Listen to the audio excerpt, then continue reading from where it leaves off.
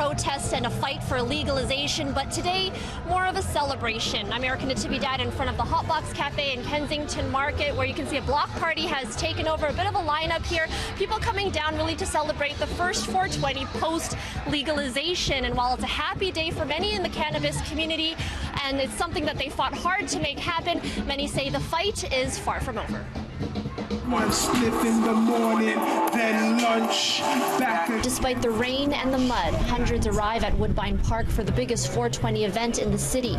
The wet and soggy weather not putting a damper on their spirits. It's quite the festival, and I think everybody should partake in it now that it's officially legal, and everybody can, if they want to, even just check things out and learn a little bit. It's allowing a lot of people who have been in the sort of cannabis closet for many years to finally come out and enjoy the festivities.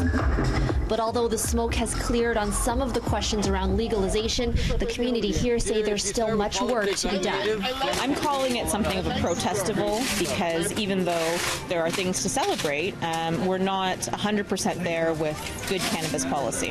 What we see right now with the Cannabis Act are still prison penalties for certain cannabis offenses, and I think that that's problematic, and legalization was really meant to bring an end to putting folks in prison for otherwise non-violent offenses. One of those offenses, distributing or selling without a license. And here, multiple vendors were doing just that. The protest spirit's still alive. Oh, hi guys. Hi. What do you got going on here? Mark Harrison, who once ran an illegal dispensary in the city, is the organizer of today's event and says life post-legalization is bittersweet. I don't know, it's kind of mixed emotions for a lot of us because we know that, next year 420 might be a completely different picture, more corporate with the LPs having big giant booths and a very corporate feel to it. This is more of a grassroots. You see everyone's come together. They're openly breaking the law by selling cannabis. Right? That's not from the government, from the LPs. Look around. There's a ton of people here, right? They could allow a lot of these people into the industry who know what they're doing. They would pay taxes, you know what I mean? They could charge us. Everybody would be willing to pay, but they don't even want to do that. I think that if events like this, where you can see a lot of variety that isn't available through the current program, is really a chance for the government to see what the community actually wants and where they could better place perhaps some of their funding.